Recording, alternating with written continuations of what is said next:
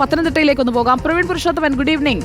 ആ യാത്രക്കാരനെയും വലിച്ചുകൊണ്ട് ഞാൻ ഇറങ്ങിയിട്ടില്ല അല്ലെങ്കിൽ ഞാൻ കയറിയിട്ടില്ല എന്ന് പറഞ്ഞുകൊണ്ട് ഒരു ബസ്സിന് പിന്നാലെ അയാൾക്ക് ഓടേണ്ടി വരികയാണ്. അയാൾക്ക് എന്ത് സംഭവിച്ചു പിന്നെ പ്രവീൺ? Good evening Sujaya. നാം ആ ദൃശ്യത്തിൽ കണ്ട ആ ഒരു കാഴ്ച കേരളത്തിൽ പലയിടങ്ങളിലും സംഭവിക്കാറുണ്ട്. അതായത് നമ്മളൊക്കെ ബസ്സിൽ യാത്ര ചെയ്യുമ്പോൾ നമ്മുടെയൊക്കെ ജീവൻ ആ ബസ് ഡ്രൈവറുടെ കയ്യിലാണ്. ബസ് ഡ്രൈവറുടെ ഒരു ചെറിയ അശ്രദ്ധ മാത്രം മതി ഒരുപക്ഷെ ജീവൻ നഷ്ടപ്പെടാൻ. പത്തനംതിട്ട നഗരമധ്യത്തിൽ പത്തനംതിട്ട പഴയ ബസ് സ്റ്റാൻഡിലേക്ക് കയറുന്ന ഞാനിപ്പോൾ നിൽക്കുന്ന ഈ ഭാഗത്ത് വെച്ചാണ് ആ ഒരു അപകടം സംഭവിച്ചത്. ഇത് പ്രധാനപ്പെട്ട ഒരു പാതയാണ്. ഈ പാതയിൽ നിന്നും ഇടുങ്ങിയ വഴിയാണ് ഈ പഴയ പ്രൈവറ്റ് ബസ് സ്റ്റാൻഡിലേക്ക് പോകുന്നത്. നമുക്ക് ഇപ്പോൾ ദൃശ്യത്തിൽ കാണാം ആളുകളൊക്കെ ഈ പാതയിലൂടെയാണ് നടന്നു പോകുന്നത്. പക്ഷേ ഇവിടുത്തെ ഒരു പ്രശ്നം എന്നുള്ളത് ഈ റോഡിന് തീരെ വീതി കുറവാണ്. അതുമാത്രമല്ല ഇവിടെ ട്രാഫിക് പോലീസ് ഉദ്യോഗസ്ഥരുടെ ഒരു സേവനം അല്ലെങ്കിൽ അവരുടെ ഒരു നിരീക്ഷണമൊന്നും ഈ സ്ഥലത്തില്ല. ഇവിടെ നിന്നും നേരെ ബസ് വളഞ്ഞു കയറുമ്പോൾ ഇപ്പോൾ നമ്മൾ ഇവിടെ നിന്ന് ഇങ്ങനെ നടക്കുകയാണെങ്കിൽ ഒരുപക്ഷെ ബസ് നമ്മുടെ ദേഹത്ത് ഇടിക്കാനുള്ളൊരു സാധ്യതയുണ്ട്. അതായത് നിരന്തരം ആളുകൾ ആവശ്യപ്പെടുന്നതാണ് ഈ ഒരു വൺ വേ സമ്പ്രദായം. അതായത് ഇടുങ്ങിയ വഴികളിൽ കൂടി പ്രധാനപ്പെട്ട പാതയിൽ നിന്നും അകത്തേക്ക് കയറുന്ന ഈ വഴി ഒഴിവാക്കി തന്നെ റൂട്ട് തയ്യാറാക്കണമെന്നുള്ളത്.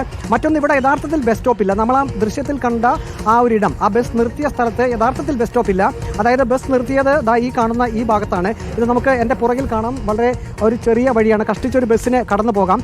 ഇവിടെ നിന്നും ഏകദേശം 150 മീറ്റർ മാറിയാണ് യഥാർത്ഥത്തിൽ ബസ് സ്റ്റോപ്പ് ഉള്ളത്. പക്ഷേ പലപ്പോഴും ബസ് ഡ്രൈവർമാർ അവർ ഇവിടെ വരുമ്പോൾ ബസ് നിർത്തി യാത്രക്കാർക്ക്, അതായത് ചുരുക്കി പറഞ്ഞാൽ പ്രവീൺ പുരുഷോത്തമൻ, അവിടെ ബസ് ഇറങ്ങുകയും ബസ്സിലേക്ക് കയറുകയും ചെയ്യുന്ന ആളുകൾക്ക് കുറച്ച് സർക്കസ് അഭ്യാസമൊക്കെ അറിഞ്ഞിരിക്കണം. എന്നാൽ മാത്രമേ കറക്റ്റായിട്ട് ചാടി കയറാൻ കഴിയുള്ളൂ. അല്ലെങ്കിൽ ആ ചേട്ടനെ പോലെ പെട്ടുപോകും.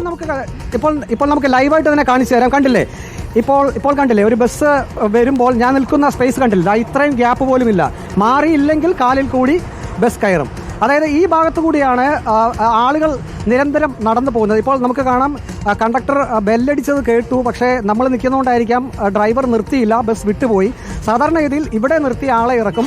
ഇതുപോലെ തൊട്ട് പുറകിലൊക്കെ മറ്റ് ചെറിയ വാഹനങ്ങൾ, കാറൊക്കെ വരും. ഒരുപക്ഷെ ഈ വളവിൽ ആ ബസ് നിർത്തിയിട്ടുമ്പോഴായിരിക്കും ഇതുപോലെ കുടുംബസമേതം യാത്ര ചെയ്യുന്ന ആൾക്കാരൊക്കെ ആ ബസ്സിൻ്റെ പുറകിലേക്കൊക്കെ ചെന്ന് ഇടിക്കാനുള്ള സാധ്യതയൊക്കെ ഉണ്ട്. അതായത് ഇവിടെ യാത്രക്കാരുടെയും ഒപ്പം തന്നെ നാട്ടുകാരുടെയും ഒക്കെ ഏറ്റവും വലിയ ആവശ്യം എന്നുള്ളത് സുജയ, ഇവിടെ ഒരു ട്രാഫിക് പോലീസുകാരനെ ഡ്യൂട്ടി കിടണം എന്നുള്ളതാണ്. കാരണം ഇവിടെ സദാസമയവും ഒരു ട്രാഫിക് പോലീസ് ഉദ്യോഗസ്ഥൻ ഉണ്ടെങ്കിൽ, ഞാൻ നിൽക്കുന്ന സ്ഥലത്ത് ഒരു ട്രാഫിക് പോലീസിന്റെ ഉദ്യോഗസ്ഥന്റെ സേവനം ഉണ്ടെങ്കിൽ അവിടെ നിന്ന് വരുന്ന വാഹനങ്ങൾ ഇതുവഴി കടന്നു പോകുമ്പോൾ യാത്രക്കാർക്ക് പോകാനുള്ള വഴി മാത്രമേ ഉള്ളൂ എന്നത് കൃത്യമായി മനസ്സിലാക്കാൻ കഴിയുന്നുണ്ട്. പ്രവീൺ പുരുഷോത്തമൻ, അല്പം ഒന്ന് മാറി നിന്നോളൂ. നമുക്ക് പ്രവീണിനെ ഇനിയും വേണ്ടതാണ്. നമ്മുടെ മികച്ച റിപ്പോർട്ടേഴ്സിൽ ഒരാളാണ് പ്രവീൺ പുരുഷോത്തമൻ.